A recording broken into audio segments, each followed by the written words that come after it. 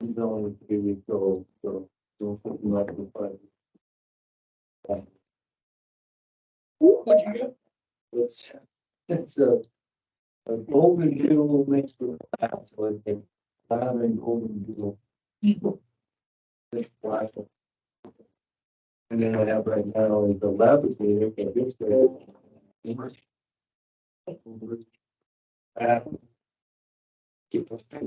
Yes, you can fiber. Siri. Siri, okay. He's just attending. That's the Class. Yeah, Henry, 6 months.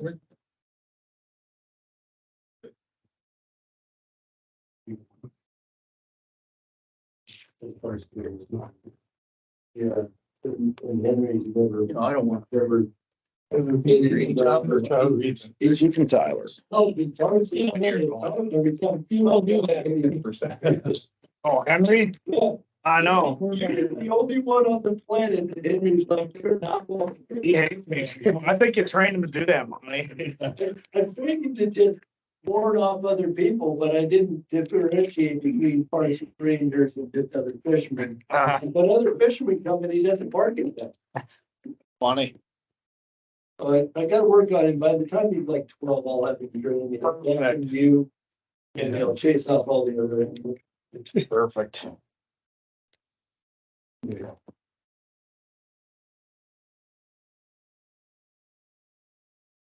I think. Oh.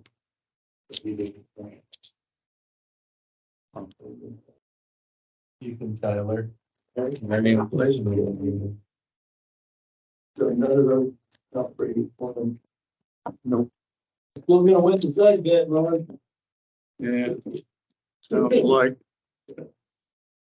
Austin answers phone. Did you check in? I did not, nope. Joe's in Arizona. Yes. When he described it, he was down there being taken care of by his dog. Hmm. Sounds like You sound concerned. Yeah. He did to me. What's he gonna do with his gun collection? I have no idea. Have you ever seen it? Heard about it. God, it's amazing. It's got 21. No, we're still doing that. One day I know somebody said. He didn't go out of timidly. That would be Joe. When they started making the new cold python in stainless again, kind of redid it, reissued it. Mhm. Found they had some of them, but he bought 3. I mean, Well, I sold him an old 357. I'd love to have one, but I'm not willing to pay the money. Well, he was generous in his pricing. Dinner. Read. No, because I was selling. Oh. Made an offer I couldn't.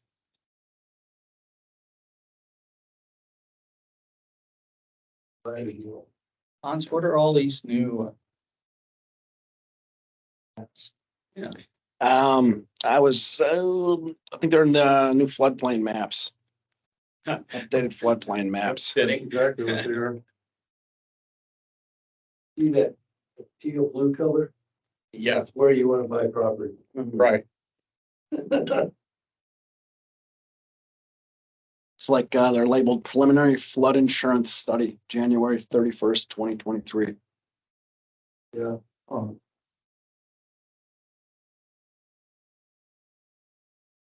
Can't get flood insurance. They're going up and water. See where we're at here, trying to find it. You get earthquake. No, We I can't. don't know. We can't. We had at one time, we had earthquake insurance, then their insurance agent said, you realize that The program never children's successful plans with quick insurance. So we're pushing the money away. So That's insurance in general, man. Alexa Miller. Oh. It's good. Not in the blue. I used to be able to read that. That's pretty disturbing that long ranges go into. Okay. That new Alexa? Mhm. That's a. With trolley limit? Yeah. Yeah.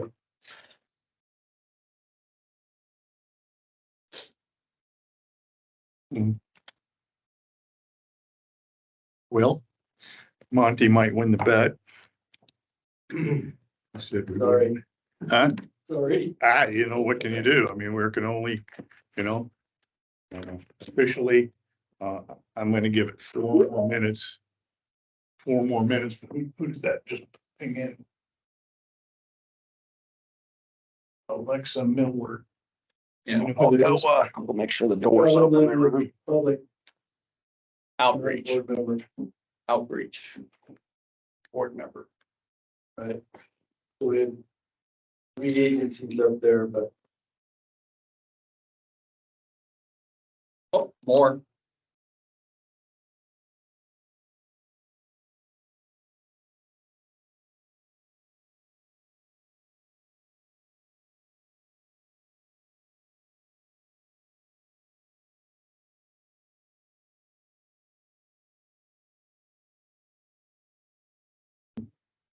Do you know who that is? Chief Beretta. Don't recognize the name at all. I do, yeah, it's not a big lip, but big serious well. Okay, that's true. Hello, this is Chaparati with Siri.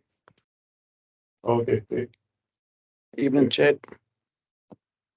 gonna give it 1.5 more minutes before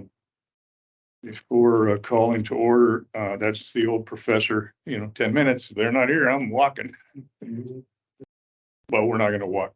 We'll do what we can under old school rules, don't waste the time of the people who came. We'll talk about what we're gonna talk about. Apparently cannot vote. But, we'll have discussion, put some information out and kind of let the people know where we're at right now. Hans and I have had several conversations, in the last couple of weeks and trying to kind of come to an apex on where we're at.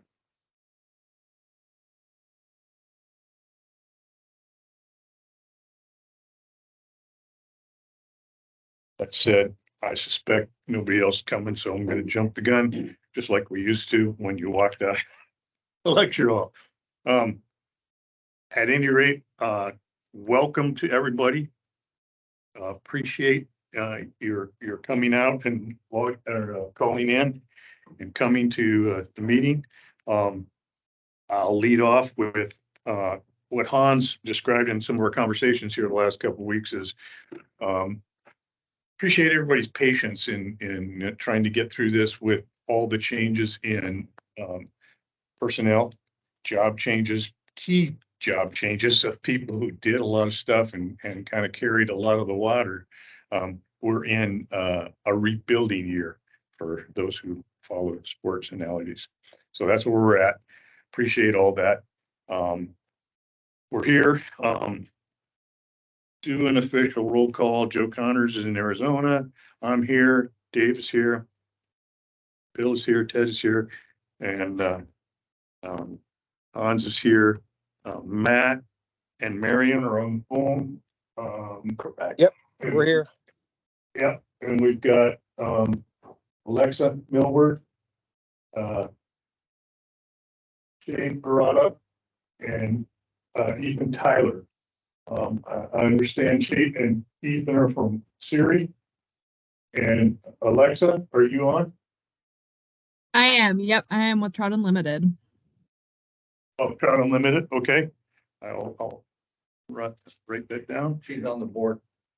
Okay, and we have 2 public members here, Monty and. My name is Mel Hutchison. I go by Hutch normally to folks. Okay, I've heard your name before. Not in a bad context. No.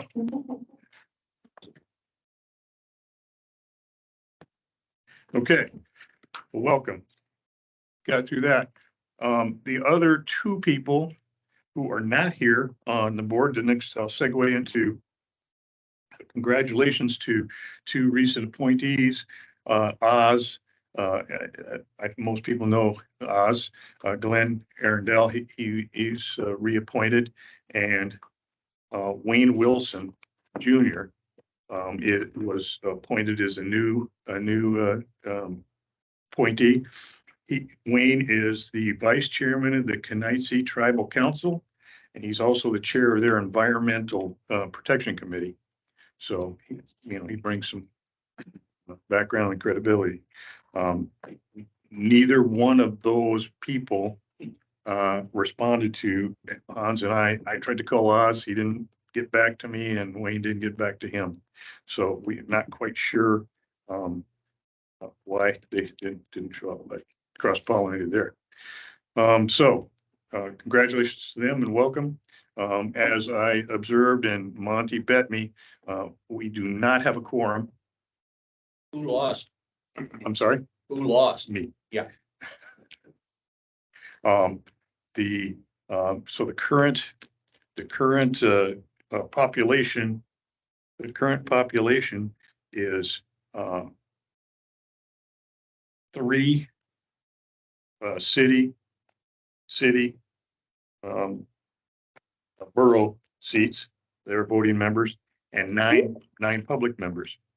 There are 7 agencies who are ex officio.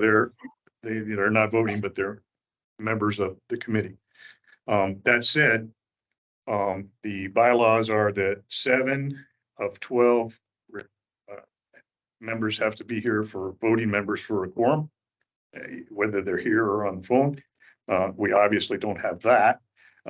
We've got 5 as I do the math, but nonetheless, I did going forward. I'm kind of discombobulated here. I'm just trying to give out information that it is associated with that, and then we'll go through the official agenda.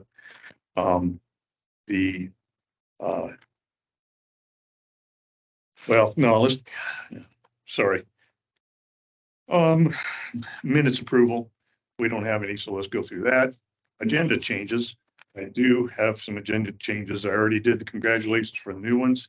The committee reports will be added back for the next agenda.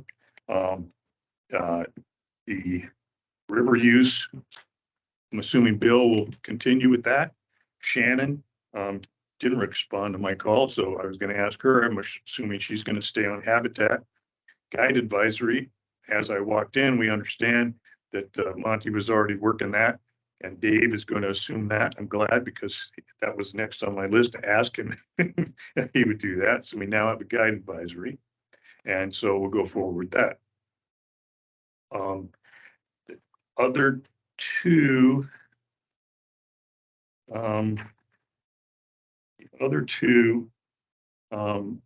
items I wanted to talk about on the agenda were elections, which we postponed from October. I found my October notes. We postponed that from October, which for the bylaws is when we're supposed to do it. We decided to postpone it. And then of course we fell into the canceled meeting. So we're still outstanding with that. And we'll continue to run with I'll stay in my chair. We have no vice president. We now have a guide advisory chair for that committee.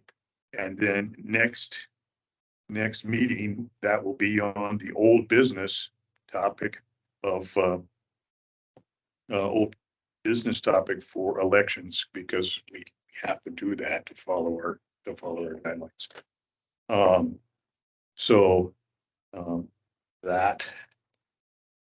That, and then board appointments, chairs. Okay, covered all that. Um, public comment, to any of the members of the public, going to have comment. There's a spot actually for that later. I don't know why that's up there, but I guess, looking at the people, as Monty's here as public, Hutch is here as public, and the other three people, Ethan, Alexa, and Chait, are here as public. Should you have public comment, that technically happens at the end of business and correspondence. Well, historically, Ron, we've had a public comment period at the beginning and we have public comment at the end. We always had two. Okay, now, I stand corrected. We now have two. Is there, that said, we were at our first public comment period. Monty, do you have any public comments? No. Hutch? I do, since I'm not as popular as Monty. I would just like to reintroduce myself. Mel Hutchison. I have applied for positions on the Citizen Advisory Board 3 times over the last several years. Since the last time, I have retired, and so I'm in Sterling full-time now. And I'm hoping to spend some of my time donating my time to the board, however I can help. I'm a private user of the river and the land around here. I've lived in Alaska since '91, been down here full-time since 2014.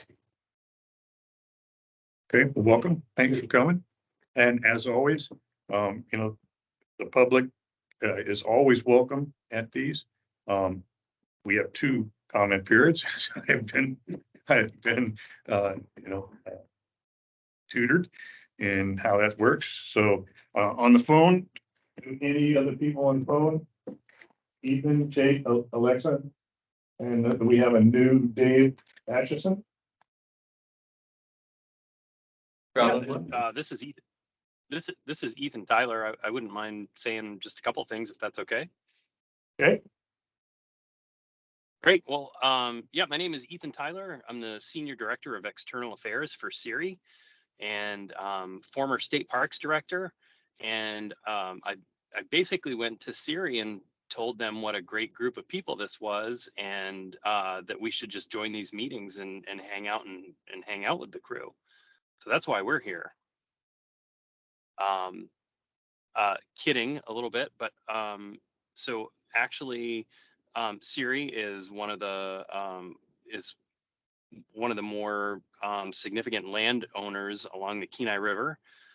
With my experience with state parks, I made the recommendation to the company that we be a little bit more involved with this group and engage in a little bit more conversation regarding the activities on the river and policy surrounding that.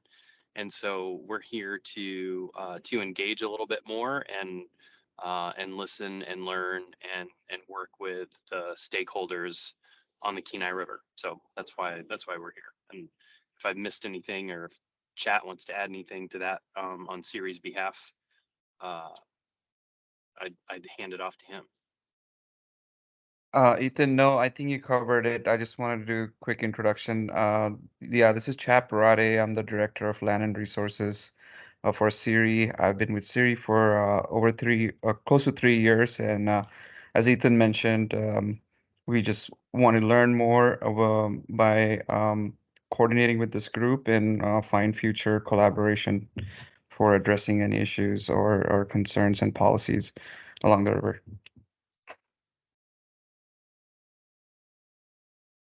Okay, well, thanks, Ethan and Chad. Who else? Alexa, Dave, any comments? No, this is Dave Atchison. I just thought I'd introduce myself. I work for Trout Unlimited Alaska. I work with Alexa, and I've attended meetings in the past in person, but it's been a while, so glad to be attending.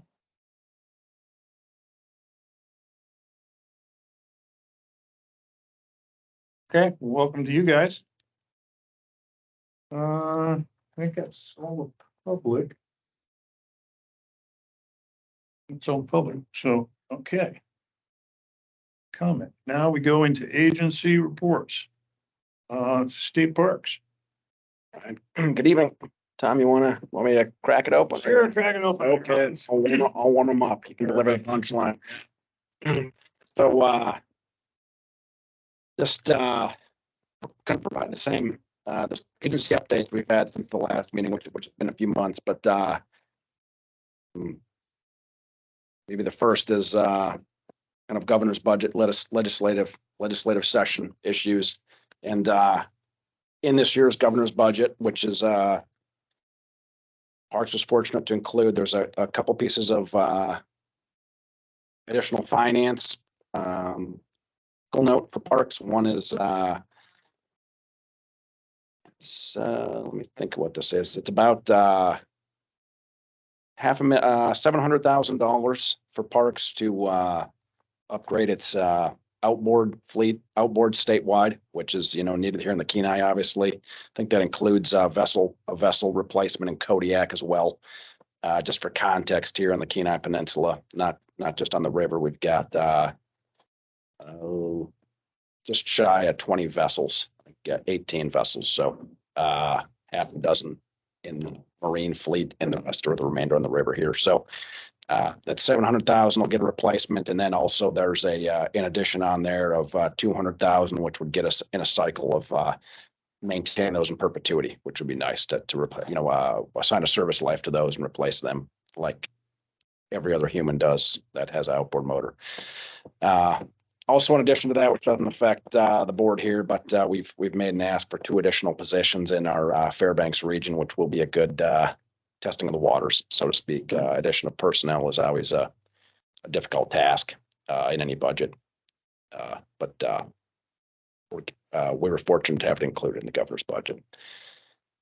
Moving on from the governor's budget into other bills that have been introduced, which I sent this to Ron, and I can distribute it to the rest of the board or those that are interested. But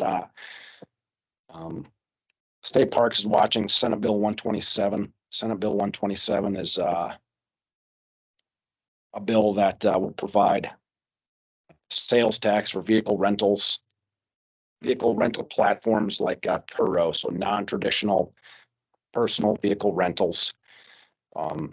Currently now there's a 7% sales tax on 7% tax, on vehicle rentals in the state of Alaska. That tax is split 50-50 between DOT and state parks. Right now, it's about $6 million that comes to state parks through what we call VRT, Vehicle Rental Tax Fund. That's a significant part of state's operating budget. So we're right now, as folks in this board are aware, state parks can't advocate for or against bills, but we can educate our users on what the bills mean to us. So just making the board aware here. Senate Bill 127. It was introduced by Matt Clayman, who's a senator in Anchorage. And we'll be following the bill, and I can provide updates here to the group. Other citizen advisory boards have put together letters of support. I can we'll forward a few of those to folks on this group if they want to take a look at those, and we'll leave it at that. Hans, if you could do that, as I explained to you, my iPhone hijacked that whole thing. It's one of those send to 7 people, they send to 7 more, it all gets jumbled up and You bet. turns into a multi-layered lasagna. Yeah. But if you sort through it, or if you have a wife who's better at such things than you are, you can kind of figure out what it is. One of the things that they're following, and Matt brought this, Senator Matt brought this because Anchorage passed a bill a couple of years ago. Yeah. And I couldn't figure out exactly a bunch of money that they got out of this to for their own purposes. I think it goes into their general fund, but nonetheless, we don't care about that. We care about how we can fund parks better, which has been an ongoing thing. The whole, sockeye stamp that we go through, you can't designate without legislative interference. If they are, not interference, but legislative approval, if they approve it in the legislature, then you can earmark funds, and that's what they did. And they did that in Anchorage. And that would be the objective here. Now, a tiny bit of history there is apparently this was on the docket a number of years ago, 3 or 4, and it passed the Senate and got shot down in the House. Why? And who could tell, right? You know how these guys work. But nonetheless, this would be a thing that could be earmarked funds, 50% of it. And I was unaware of that, but the parks system gets 50% of that. And so going after and this Turo thing, I didn't have a clue. I knew what it was in theory. It's, rent your own car and you rent it through, like other things that are rented, houses, condos and stuff. And so this is a platform that takes people's cars and, you rent your car and it's running undercover. There's also some undercover outfits going on that they know about, but have no mechanism to deal with them. And so, the thought process, if anybody's interested in getting that whole string and more information about it, the topic I had it on here as a topic to discuss as new business. Consider amongst us that would be something we would have to vote on, that if we would generate a letter to go to the Senate, to the Finance Committee, who's going to be meeting next month, and then, support the thing, which is what all the other citizen advisory boards are doing right now. They're putting together letters to send directly to Senator, what's his name? Claiming. And to him and to, copy to the Senate Finance Committee. And the urge is sooner than later, get their firstest with the mostest. Because, the end of the session, later this year, finances will be tossed out the window. It'll be fighting and growling. So, what I'm thinking is that next meeting, I will urge more people to be here. So at least we have a quorum that we can vote on, and vote to approve a letter from this board to those agencies and to the senator saying we support this and want to see it go. Very good. What would be the deadline? That's a little bit shaky in there, but someone who knows about these things said they recommended early February so that, so that the boards could vote now and in February and produce the letter and get it out. So next meeting of us would be to have a vote to approve us to send a letter out. And good point, Ron. If anyone would like to see it, I've got a letter here from the Chugach Citizen Advisory Board, and they do point out in their letter that the municipality of Anchorage, passed an ordinance in July of 2020. Same kind of concept as Ron pointed. So, yep. And just one more item for me here, and we'll pass it over to Tom. State Parks has we've gone out for public scoping on the interest in regulation creation or regulation changes regarding two things. First is unmanned aerial vehicles, aka drones. Right now, those are managed by policy by state parks. So that scoping process ends 1st of February. And we're just soliciting public comment if the public is interested in any regulation for unmanned aerial vehicles or specifics, and also on personal watercraft or jet skis. Same concept there, determining the interest from the public on modifying, extending, enhancing the regulations we have. So as most folks in this room know, the two places I'm aware of on the Kenai Peninsula that we have restrictions related to personal watercraft are Kachemak Bay and the Kenai River. So And I've got public notices here as well, which I can share with everybody at the end of the meeting. With that, I'll turn it over to Chief Ranger Tom Anthony. All right, thanks, Hans. So yeah, I'm just gonna give a brief summary of our law enforcement activity throughout the summer season, specifically July. I know that's always comes up in meetings in the past, so I'm gonna give you a brief review of what we accomplished this summer. So this summer, as you know, I've been short-staffed, so to speak. The last couple of years, we were able to bring in additional resources from other areas to come work the river in the month of July. State Park Rangers issued over 100 citations for a wide variety of ADF&G state parks and boating safety regulations in the month of July. Additionally, Rangers gave over 200 verbal warnings during that time in July as well for a multitude of violations.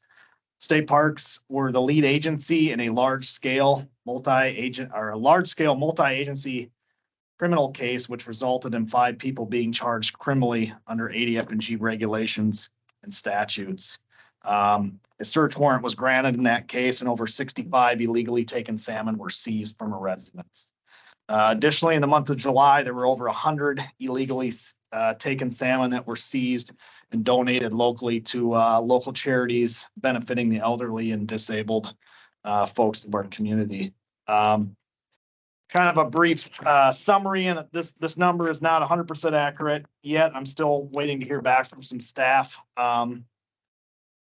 Between Alaska State Park Rangers and Alaska Wildlife Troopers, there were a total of 11 citations issued to sport fish guides on the Kenai River. That number 11 is for sure. We're still waiting to hear back from staff, so that may go up. Violations range from fishing in the closed riparian areas of the Kenai River. 2 were fishing closed tributaries, sections of the Kenai, Middle Kenai, and the Upper River. And 1 was cited for retaining snag fish. With that, there were also 4 illegal guide investigations conducted in the summer season this year in conjunction with wildlife troopers, U.S. Fish and Wildlife Service, and state parks. Out of 4 of those, 2 are still under review and under investigation, meaning next season, when they're out there again, we're going to continue to investigate these illegal guides and forward charges when it's appropriate to do so. Would you guys like, that's Kenai River stuff. I do have some data on the seal off, but I can share that at a different time. Did you have a question, Monty? Yeah, so Comment? so the other 2 were dismissed, or the other 2? Unfounded. I would say unfounded, meaning we investigated the complaint, took all the evidence and testimony we got from other people, looked into it, their investigation, and there was not enough there to charge based on the investigation. Okay.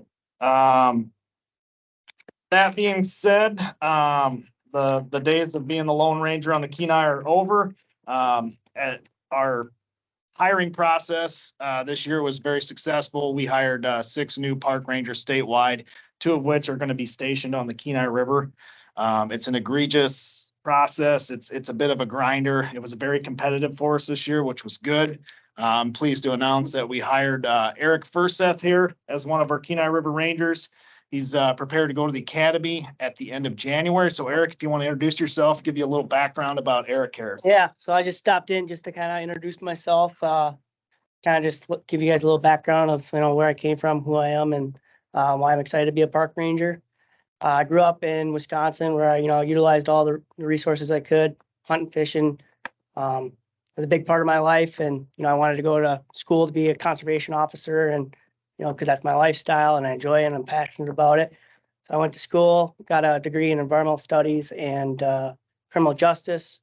I've been up in the Kenai Peninsula, spent some summers up here, and I love the area. I thought it was a place where I wanted to be and spend a career. And went back to school, graduated, worked as a jailer deputy and fisheries technician for a couple of years, and then I moved to Southeast Alaska, lived there for the last 2 years as a fisheries technician, and then this job I came up, and this was my passion, so I went for it, and I got it, and I'm ready for it. This is like what I've been wanting to do. I you know, I needed that natural resource experience and that law enforcement experience. And I finally feel like I'm up at the age where I'm like responsible and, you know, mature enough for, you know, a challenging career like this. And, I'm excited to interact with, Kenai, people on the Kenai River and, you know, make sure that they're having a good time and, enforce the rules, make sure that, you know, they're following the rules and regulations. So, yeah, thanks. Good, Eric. Yeah, good luck. Congratulations and welcome. Yeah, thanks. And you get a brand new motor. Yeah, that sounds really nice. Maybe It not. won't be broken down. But, yep, John will get a brand new motor. You didn't take the old Yeah. one. yeah. Oh, no. The carbonated one. Yeah, he gets the carbureted. But yeah, I just want to stop in and kind of introduce myself. I'm gonna roll out, but thank you guys. Thanks, Eric. Thanks for stopping in. Thank you.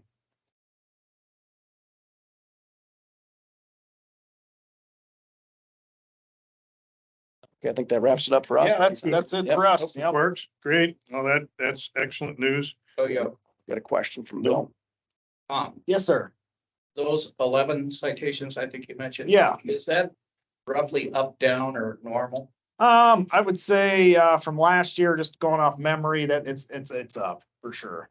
Up. Yes. And I think, the large portion of those citations was fishing in the closed riparian habitat areas, the ADF and G closures. Okay, Yep. between the signs.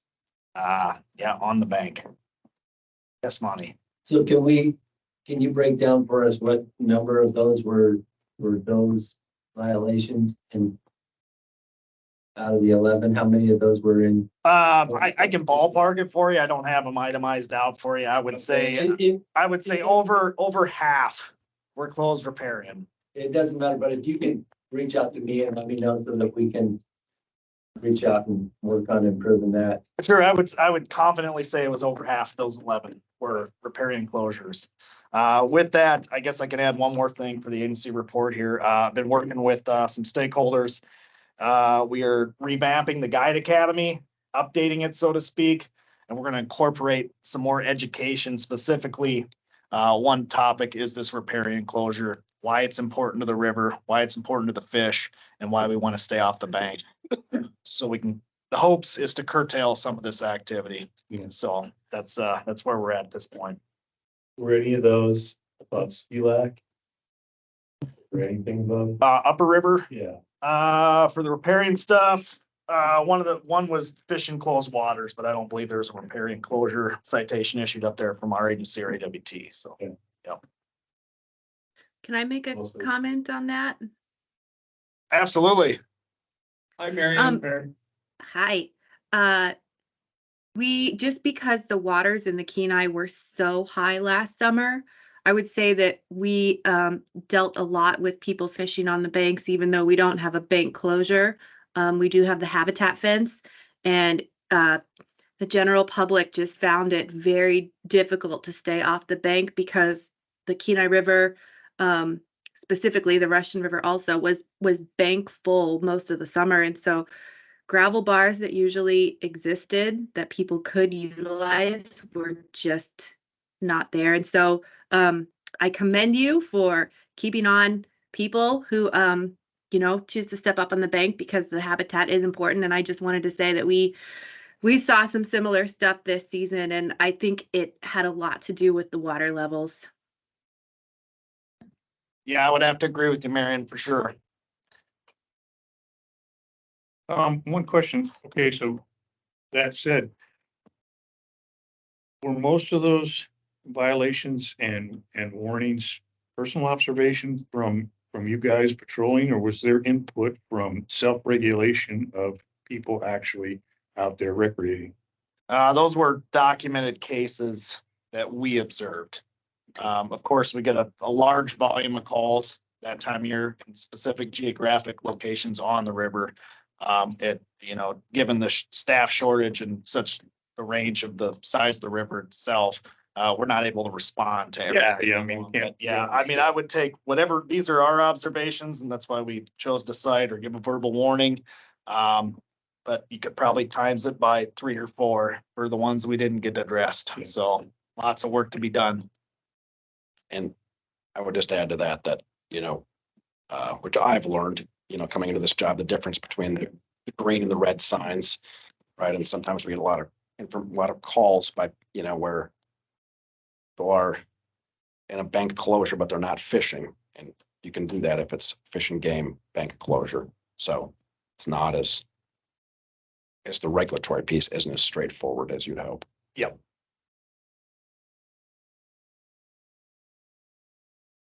You good? That's it. Yeah. Okay, DEC, do we have any DEC people? Hearing none. Fish and game, Game, no. hearing none. Matt, Fish and Wildlife. Yeah, good evening, everybody. I was hoping to be there in person tonight and went to pick up my truck and getting some work done on it, and they couldn't get it to start. Said there was no oil in it, and that was scary. And turns out they just read the wrong dipstick, and it's fine. But we got it going now. You can't make this stuff up. You can't make it up. I was having new lights put in, and somehow they said the oil was out of the truck and it wouldn't start. But they left the key forward and just had to jump the battery, so no big deal. But anyway, I'll prefer to be there in person. I'll be there next time for sure. What the refuge, one of the things we finally decided to address head on is we got, of course, an overcrowding issue. A lot of our campgrounds, we all see that. One of the things that's really hard on locals, especially, is not knowing, especially, as a parent, I totally get it. If you round up the kids and drive out to Hidden Lake or Upper Ski Lac and then you get there and realize there's no campsites available, like even a random Tuesday in July or August, it can be really frustrating. And then coming all the way back, or any campsites for that matter.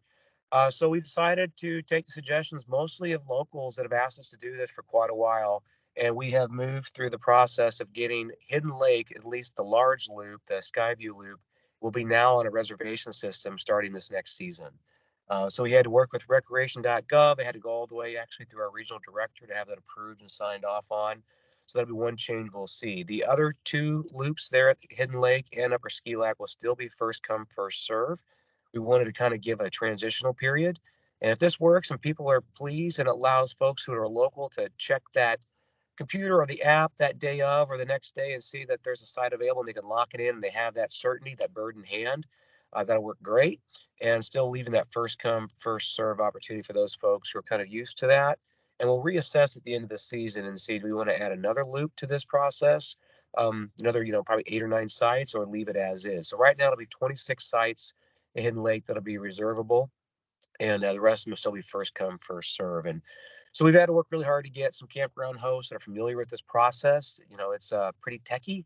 The other thing that we did is this allows us to, or required us to have communication, via satellite link. So we're using the money from the recreational fee program to put in a Starlink system.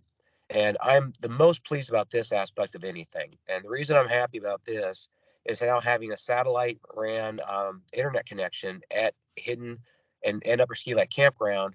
What this gives me now is a seamless network for communications when I have an emergency.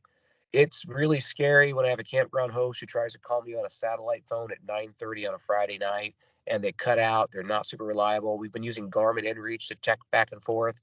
But this will be as quickly as picking up the phone and talking to you as I am now.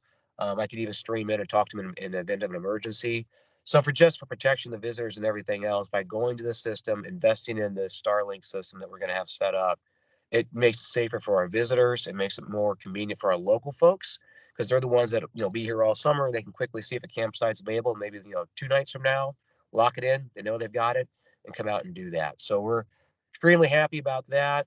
Working on the platform right now. The online system is getting finalized and kind of sprucing that up so it's pretty user friendly and pretty easy to use. And for folks who just show up and say, I don't know how to do this, our campground host will be trained and have an iPad on site can actually help people make the reservation right there. So trying to bring some more, local advantages to that. Of course, people from out of state can still use it too. But for those of us that just want to know, hey, can I go camping in 2 days from now? Now you'll know the answer to that. And that'll work out really well. The other thing that we put through, since we're doing this package as it was, we did do a fee increase for our campgrounds and for our cabins. It's the first fee increase we have had in over 20 years. Part of that was to be able to pay for this new system that we'll need for this better security that we have operating. Our campsites are going to go up basically $5, and then our cabins are increasing by $10. So that'll go from 35 to 45 for the cabins. and from 10 to 15 on the campsite. So still a pretty modest increase for not having raised anything in over 20 years and be able to bring in some more volunteers to help run this program. In other news, working on rehiring park ranger position. Sans Jason Oles was in. I'm going to shift some of the duties with that position. I'm going to have that one really oversee as one of the main primary duties. This operation that I just described, going to a reservation system is a lot of care and feeding involved, and I see that. So I'll probably continue to take on some more of the permitting and planning issues that that position used to do, and allow this position to take this on, as I see this is really kind of our bigger need in the foreseeable future, something we need to offer. Otherwise, if you guys are getting cabin fever, the crew at the visitor center has launched our Ways of Knowing program, we're calling it, for the wintertime. It's some lecture series. They're doing snowshoe guided walks every Wednesday and Saturday, and then presentations on Saturday on kind of outdoor skills. The one coming up this Saturday is using some of the apps and technology to learn birding. If you want to get your arms around that. The one after that's about digital photography and kind of our biologists involved in doing that. So again, that's really just to give some more oomph for our locals here, so they have something to do over the winter time when they come out. So visitation's been strong on our multi-use trail that was put in a couple years back. We're keeping that plowed all winters for walkers can use that, and then of course we're grooming the cross-country ski trails, about the 5 miles of those around the visitor center. So we always have someone coming in throughout the week to warm themselves up by the fire, use the restroom and say hello and keep a steady pulse of people coming through. So that's what we're looking at right now. Otherwise, I got all the seasonal positions are coming to me now to get those hired for the summer, and looking forward to that, and looking forward to the changes that I saw that are being proposed for the Guide Academy. It looks like we're making some good alterations to that. So thank you guys for everybody who worked on that.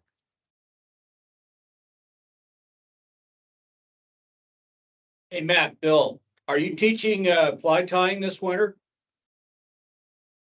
No, this year they've been doing those other series that I just talked about, but Okay. that's something I probably get talked into doing. I hadn't thought about it. Now that's time we start doing those again. So yeah, I'll have to look at my calendar. That'd be kind of fun to do those again. I enjoy doing them.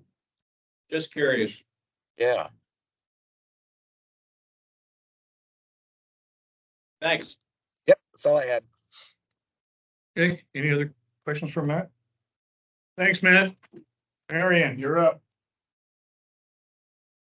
Hey, good evening, guys. We're also starting to do some of the seasonal hiring on the Chugach National Forest. So we're all crossing our fingers that that works out well. Right now we have more positions open than we have applicants on our cert list. So we'll see how that pans out. I've been in a climate change workshop this week. One of the things that we've been discussing is just that climate change projections show obviously the area getting a little bit warmer and also a little bit more precipitation. And I always think about how that's going to affect the rivers. So maybe some of these higher river levels, might be more common than they are now. I don't know. Obviously the models are really variable and it's hard to make specific predictions, but let's see what else is going on the forest. The new Trail River public use cabin should be online sometime at the end of March for reservations. If you're skiing the Trail River campground, it's a great place to you could stop and check out the cabin. Let's see. That's kind of what we've got going on right now. I'm going to take a detail. I think at the end of this month, the detail is like a 3-month kind of promotion or change in jobs for me. It would be doing partnership coordination for the forest. I imagine that in that role, they're still going to have me doing some charisma board meetings with you, since that squarely falls under partnerships. Anyway, any questions? Will that take you off to Russian next summer? No, they want me back in this position by May.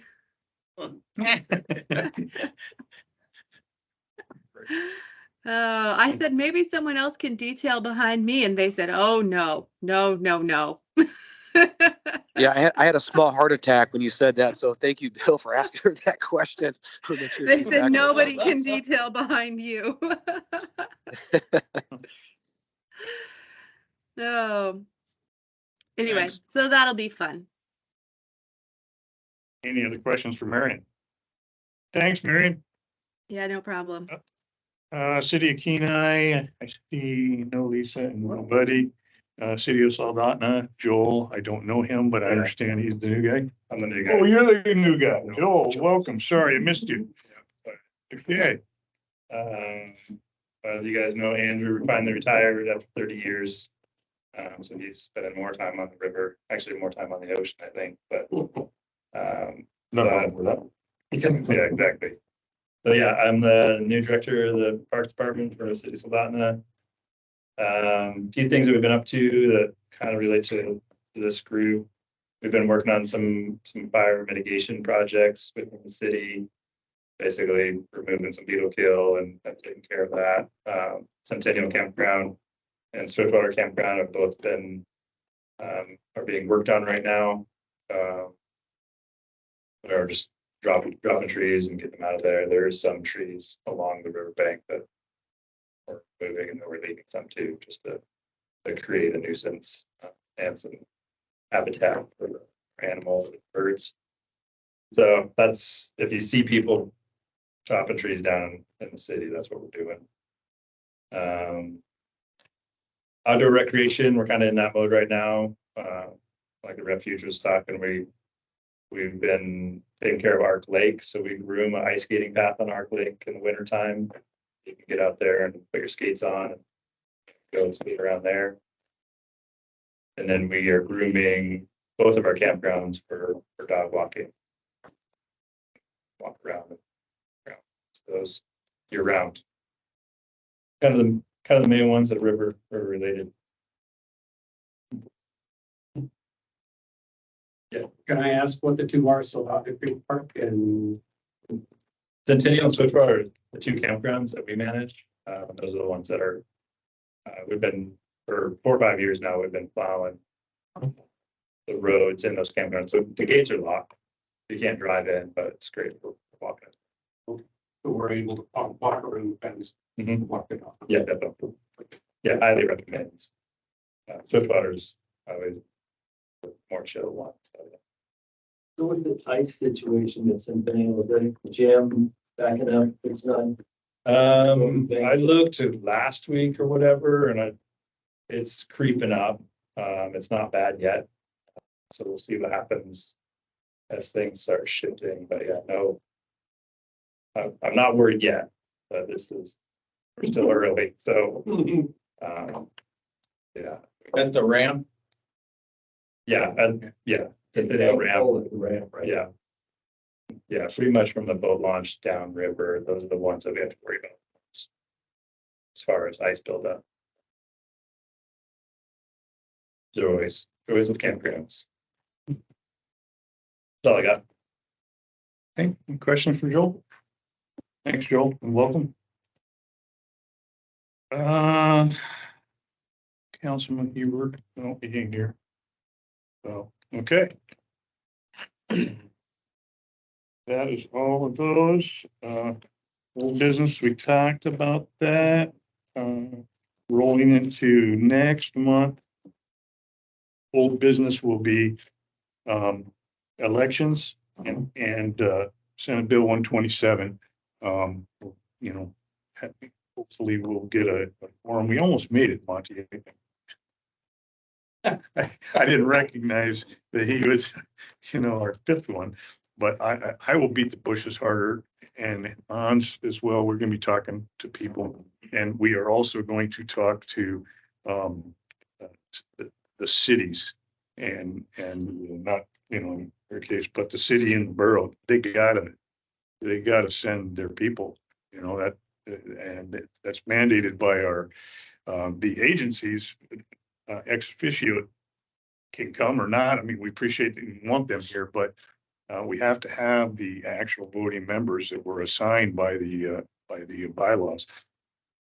And Ray Joel's going to be on board. I will be talking to city manager of Kenai, and I'll call him a chickie and tell him to get somebody over here. I mean, that's great. We recognize Brent is very busy, but if he can't make it, pick somebody else. That's all you have to do. And we're going to also request that they pick an alternate. Kind of hard for public members to pick an alternate, but agencies, their cities and the borough can just, been through that 100 times with other stuff. You just tag somebody else. I mean, if somebody can't make it, but two people, probably not. Somebody will be here, and that's what we need. So we'll be working on that. Correspondence, the only thing of that would be 127 bill. We would discuss that and vote on it and then produce correspondence for that. Second round of public comment. Anybody on the phone? Okay, hearing none. Board members, any comments from any board members? Bill? A couple of things. I think I heard you say, Ron, that we had a vice chair opening. I thought Oz is the vice chair. Okay. Or is he up for reelection? Well, we would have to re-elect because he timed out and he got reappointed, but we still have to have an election. Okay, thank you. And had, I get it. I mean, as part of the dominoes of all these people changing, Commissioner Boyle changed as well. I mean, he was a little behind the curve and, and he had Ricky helping him, but Ricky was new. So it was like one of these deals. So the appointments should, in fact, that's a good thing is the 15th is the deadline for advertising. On the 15th, they need to advertise the openings for that this year. And so you might pass that on to Ricky. You bet. I don't know, that might fall on you. I don't know. Yep. But we have to put that out there and re-advertise those openings. And those will be, we're in a 3-3-3 cycle. So there'll be 3 chairs. Forget mine, of course, and it's 2 others. I don't remember who it is. I could probably find that out really easy here by just simply looking. It is me, it is Shannon, and it is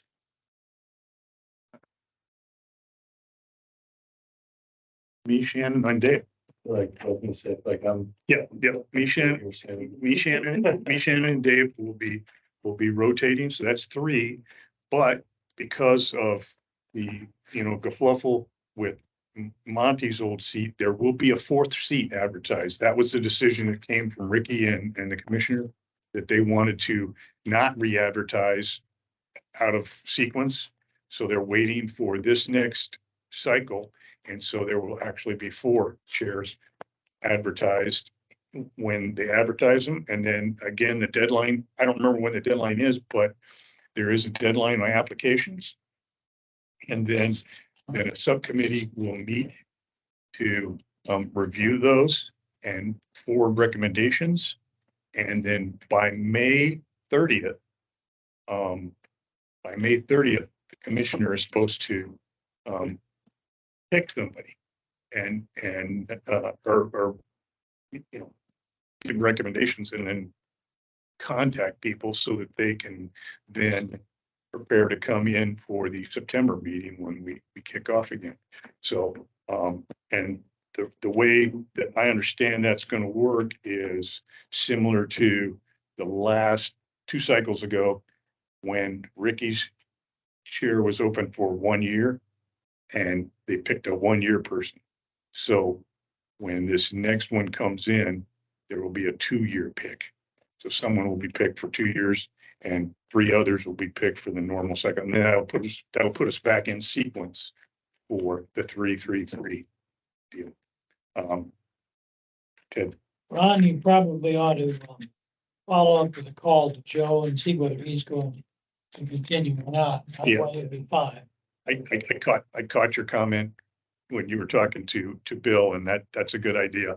And in all likelihood, the last time I talked to him, he was, he was not feeling that well, and he didn't think he was going to continue. a year ago, whenever it was. Well, I talked to him this week, talked Okay. to him yesterday. Mhm. He was down in Arizona and I asked him, I said, you coming back? Well, I think I'll stay down here, staying down there with his daughter. Taking care of him, that's the way he put it. No, That's that, why he may be beyond capable of doing it anymore, so Yeah. we just might as well find out. yep, no, that's a good, it's a good comment, and I'll do that, and then we'll see, and, you know, I mean, we'll see. I don't remember do you remember? They advertise it, it's supposed to advertise it 15 January, and then there's a closure. Yeah, I think it's maybe the middle of April. Close. Yeah, I was gonna say the closure is before we adjourn for the summer, because we have to have time to convene a subcommittee and go over the applications. And traditionally, this last one, I'm not sure you were on board yet. It was Were not. you? Yeah, okay, there was a gap there because Jack, you know, was in the middle of his transition, so but traditionally you are on that subcommittee. Yeah, I was reading in the bylaws here. It says the director. Yep. And then unfortunately, I kept reading on. It says or designee. So And I guess de facto, Yeah, Jack designated superintendent. us as his number. Traditionally, that's the way it's been done. Well, you. I do. I hate to keep drawing this out, committee meetings. If you want me to continue with the river use committee for now, do you authorize setting the meeting? Yeah, that's perfect, Bill. Sorry, I have that in my notes here, but I can read, but I can't see very well. And so I take these off and then I'm lost. Yeah, I understand. The committee chairman, which is Bill, and now, with the power entrusted to me, you are now the guide, advisory, chairman, and, for that committee, and I'm presuming Shannon, I have not talked to her for a while, but I'm presuming she would carry on. We kind of talked about that in October a little bit, that we would just continue as we were until we, we got a handle on things. And so the way that worked, Dave, is Monty probably knows you up, is what usually happens is those three committees, and three because guide advisory,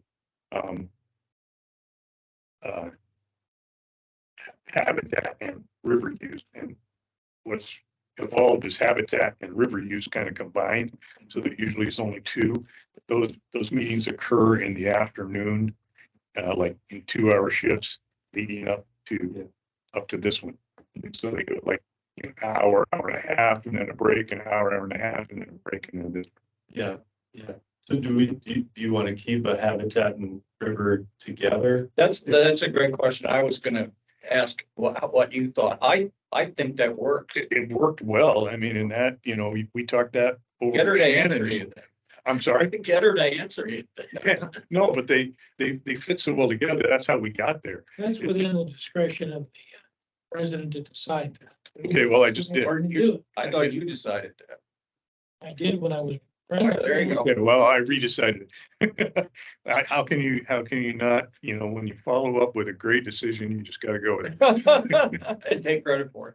Well, that's how it worked. So if you talk to Shannon, whatever her schedule is, if she'd prefer, like, I think before we did like a 1 o'clock and a 3 o'clock, or a 2 and a 3, Well, and. yeah, whatever works for you. I mean, you and she are working people. I'm, Yeah. So.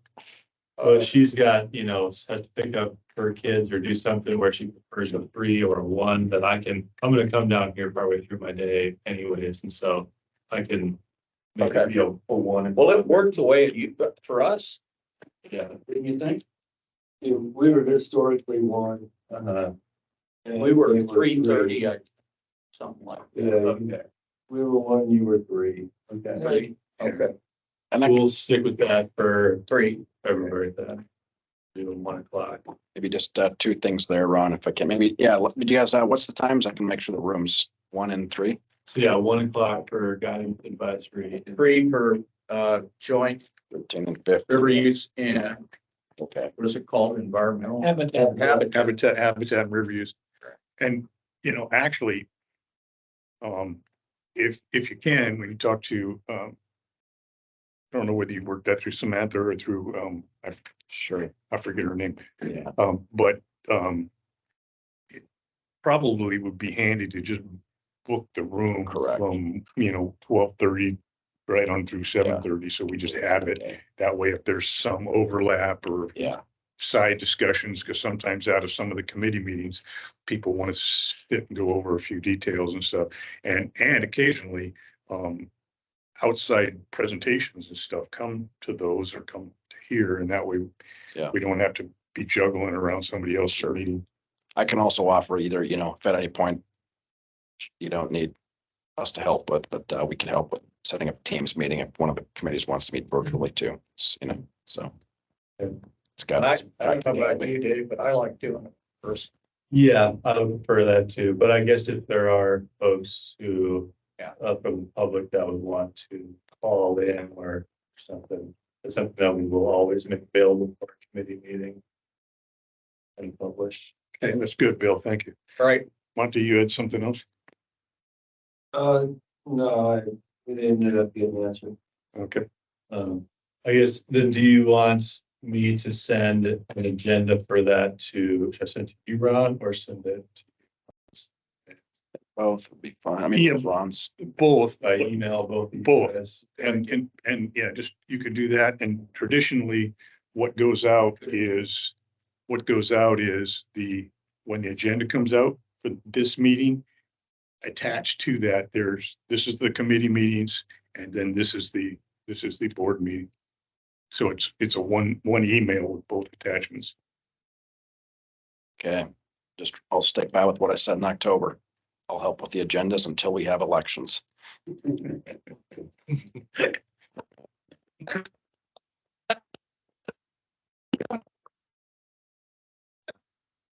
As a transition. Well, as a segue, it is probably premature, but an updated contact would be great. Members, yeah, Agreed. and I don't know who's responsible for that. That's the phone and, I remember phone and email, right? I can take care of that until elections take place.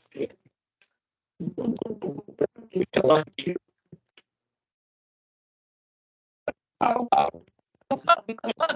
love it. Under the bylaws, I love it. it's the guide part. I feel like name, phone, email, and then a seat that person fills on the board. Or Right, we have a sample like it. We've got it. This needs to be up. Now that we have new members, we have something to update, I guess. That was my point. And like I said, it's premature maybe because we're gonna have elections. Anyway. Thank you.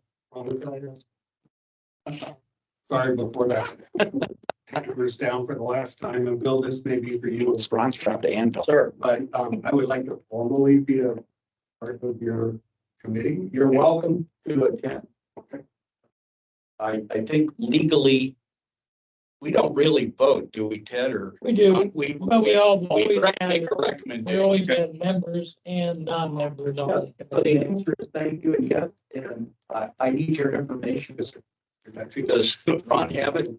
I do not have any. Does Hans have it? No. I don't know. I just met, so. Yeah, Yeah. this is my Yep. first time coming back and. Great. No, please. Great. Guys, I apologize. I'm gonna have to sign off. Bye. I need to go to. Take care.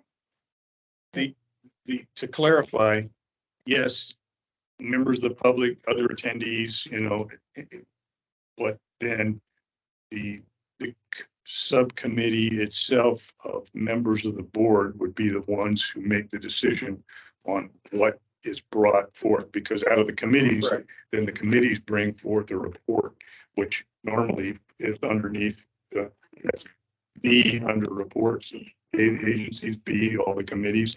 the reports come forth Right. to the board in general.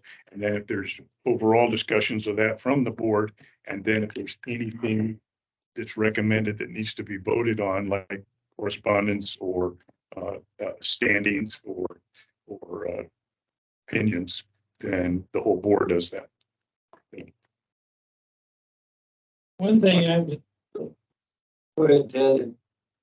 I was gonna suggest that, was glad to see the folks from Syria here, show up for by telephonically or by virtual tonight. I really would suggest that we, encourage them to be a participant in this, river use and habitat committee meeting. They've Right. got more vested in this than anybody else, and, they've got more land on the river than anybody else, and I think it'd be a great, they could have a big contribution if they were. It's a great idea. That is a Do you good. have their contact? I have Ethan and Jade's contact information. I'll pass along to you, Bill. Thank you very much. Yeah, that's good. Thanks for your answer. Um, And just to kind of dovetail along with that, the committee process has always been involved non-board members, non-board members. You get to vote in committee on any motions that they want to carry to the full board. The full board then reviews it and makes any official action on that, but it's a lot to ask of a community member to come sit and then not be able to be part of the process, not weigh in any of the decisions. So the subcommittees have always had everybody that attends has got a voting opportunity in that committee. Yeah. And I just wanted to check and make sure that that's the will of this board and that the chairs know that going forward, if that's what you guys want to do. That makes sense. I mean, because soliciting community input was part of our charter. Maybe I'm very green at these meetings, but maybe it's something to consider. I don't know how the timing will work, but this meeting happens pretty early in the evening. And if the subcommittees, if being during the daytime prevents from being part of those, we could start this meeting at 7:30. This, and those committees could meet after working hours for people, so I think how that would work, something to entertain there as well. I don't prefer to keep, just because I'll drive back to Girdwood after, so personally, I prefer to keep 5:30. Sure. Yeah. Just We- take a day. Traditionally, we haven't had any much problem with that. Right. Yeah, it's work. Is Wayne Wilson Jr. from the Kenai Tribal Council, is he, the voting member? Yeah, he's Okay, a board. and then there is no, so, a couple Ocean Syria that were just here as general public members directly, but there's no, boards, like, not a represented seat for Syria. Yeah. There's only 3 designated seats on the board. And one is Kenai, one is Sildana, and one is Peninsula Borough. Okay, There are 9 public seats, okay, which are designed to be broad spectrum representation of users of the river park. And so nobody else has a seat that says this is yours, this is your, now encouragement. And Wayne came up because someone told him that thing was out there, and so he reached out and said, "Hey, I want to do this." Okay, well, he applied, or so he did, and he did. And so, it's a good fit. And should another opening come, I mean, if one of the Surrey people applied for it, again, be a good fit because they've got a lot of fingers in. And then will you, I know you asked for information on the guide violations. So will you get with him to share the information with you guys?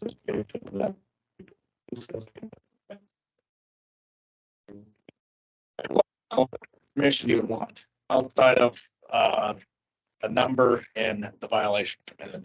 I guess. The information we typically got at the guide advisory committee and specifically at that committee so that it was less, public. But we, each individual guide violation, not the name of the violator, but the nature of the violation and what the corresponding suspension was and whether it was their first, second, third time. And then that way we can go through kind of track compile. It helped us educate the guide body and it helps us work with making sure that people don't fly off the handles, because what's happened in the past is somebody gets a parking in public while guiding and they get a 3-day suspension and then turn around the next day and they made another mistake and they get a 7-day suspension on top of that. We kind of have always been able to work with parties and say, hey, maybe you could look at this as peak separate things, or maybe this was an oversight. It just gives us a way to help be a buffer between the guide association and state parks revolving around the sanctions. Because there's been, I'm trying to use absurd examples so that it doesn't, cascade dispersions on decisions made in the past, but we want to make sure that everybody thinks it's fair and that there's a process where we don't have to go to court to try to arbitrate whether a suspension that was handed down after a sentence was already issued and the judge thinking that civil penalty was going to take care of the behavior. So you see where that disconnect is? A little bit, not tracking fully money, no. So the disconnect comes with, in Ken's experience that the judge looks at a case, adjudicates it and says, I'm gonna do this and this should take care of it. Then when that's all done, comes back to state parks, you guys have the authority to suspend for up to 3 days, up to 7 days, up to 30 days. And there was a period in time where people thought that meant the max every time. There was no deference given to whether it was an accident, a phone had moved or whatever.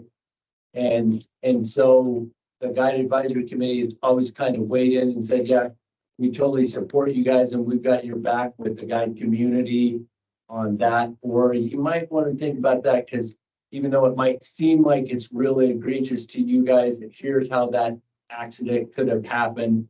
And maybe if this is the first time offense, maybe you might be lenient because each one of those days suspensions in July is equal to $1,000 or more fine to these guys. And it can create a lot of animosity, but when there was some communication back and forth and we can go back to them and say, hey, better. You're supposed to have your park permit on you. You're supposed to do this. You're not supposed to stand in front of a red and white sign or a green sign. And this is what you get. But that's why that we had those more in-depth discussions at the guide advisory committee level so that we can kind of play in between because the rumor mill from the other side spreads just as fast or faster. And so we don't want to build the animosity and say it's us against them. We want to say, yeah, we're working together and we understand this is. Yeah, that's all done at the director's level. I separate myself from suspensions as far as possible. I understand. I'm not saying it, and I do my job. It goes to the director's level, and I think that correspondence should be done at that level. If somebody needs an advocate that was cited, I would think it'd be their responsibility to reach out to you as professional guide association or another legal person or something and come up with those. I mean, I don't have a say in the suspensions, and that's on purpose. Well, And that's well enough. Actually, this has gone off in the broccoli. This is not a guide association meeting. nor discussion for grievances or how they manage their enforcement, just like we don't deal with fisheries. We don't deal with enforcement and what a guide group thinks is or isn't appropriate way to enforce things. So appreciate the input and the discussion. If you guys want to take that offline and, go more toe to toe, that's in your guys' bailiwick. But I believe it's outside the parameters of this advisory board. Well, I can comment on that. Monty knows, and I know too, the long history of this. And this, one of the things is that when we're looking at violations, there can be a lot of ways to put the package together. And we had a situation where there were some reasonable penalties assessed in court. And then 9 months later, then the guides involved found out they were suspended for so many days during the peak part of the season. And by then they'd already booked their next summer's work. Everything was already booked up. It was kind of a double jeopardy kind of situation. I see as, from my perspective, but not being a guide, but my perspective is that it should be valuable to you to see, get feedback of how the regulations are being received and how things are working. Because the end product is what we want is compliance. And so I think it's worthwhile to talk about it. It's easy enough to get the information in, and then, like you say, the commissioner can take that into account when he decides what he's going to do about that. I remember that what it used to be is described to me, Jack and the director would sit down and go over those things certain time and make the decision.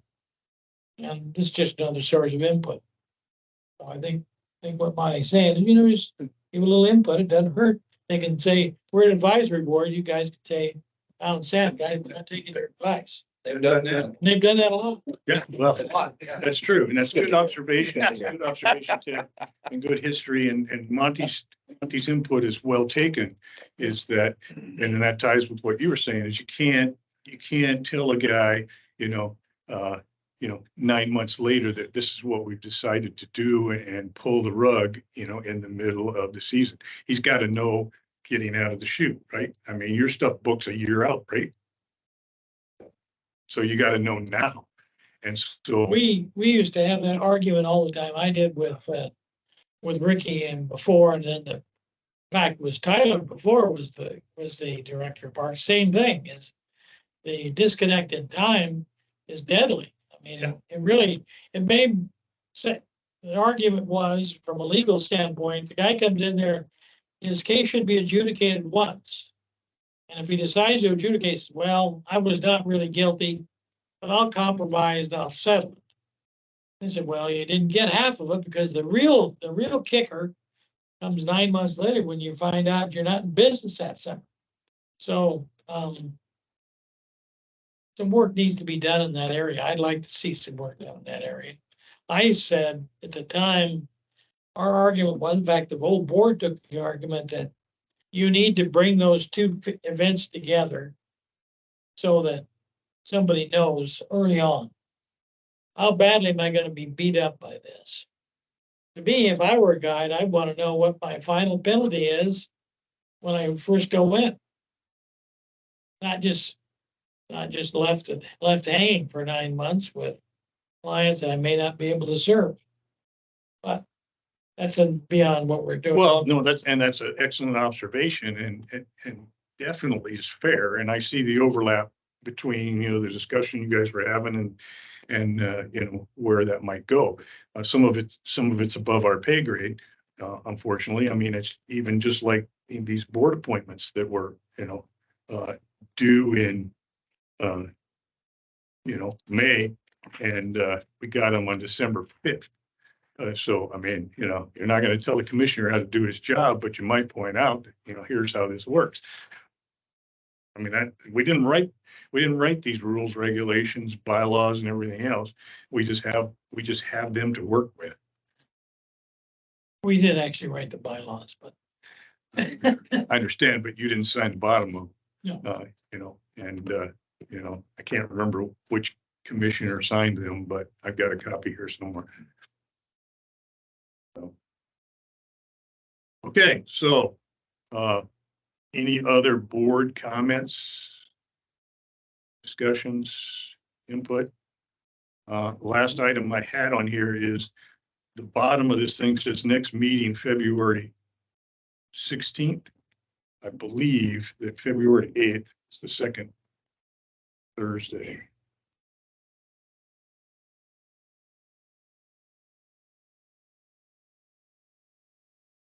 Everybody going to their phones here. February 8th is the second Thursday.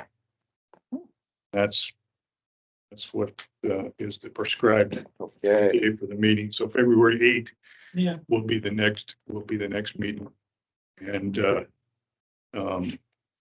we'll have the agenda be out ahead of that. And if the you know, the meetings for the subcommittees, you know, where that schedule goes in, and that'll be out. And then each of you chairs and Shannon, we'll talk to Shannon. I'll talk to Dan, or Okay, yeah, either way, well, both of us, how's that? because if you're gonna have a Either up. joint meeting, She disappears to Juneau frequently. yeah, she does, which is why she doesn't technically wear the hat, but she has a Velcro patch for legislative subcommittee. She said she would just do that because she was in the middle of it all the time anyway. Right. And that kept from having a third, kept from having a third committee. And she said she would rather do river use and legislative anyway. River use or, Habitat. I'm sorry. thank you. Sure, well, okay, so you can have it. if you want. She said she would rather do habitat because it fit more, you know, with their objectives and what they're doing. She said she just by default in her day job was in the middle of legislative. So she said she would bring any of those things to the board. And she does. Yeah. Okay. So any other comments, input, discussions? Miller time. So yeah, the last motion is adjournment. So move. All right, everybody. Seconded? Thank you. yeah, second it, we're done. Oh, that's right, I get my couldn't move. You couldn't what? I couldn't move because we can't vote on this. That's true. Yeah, would you like it?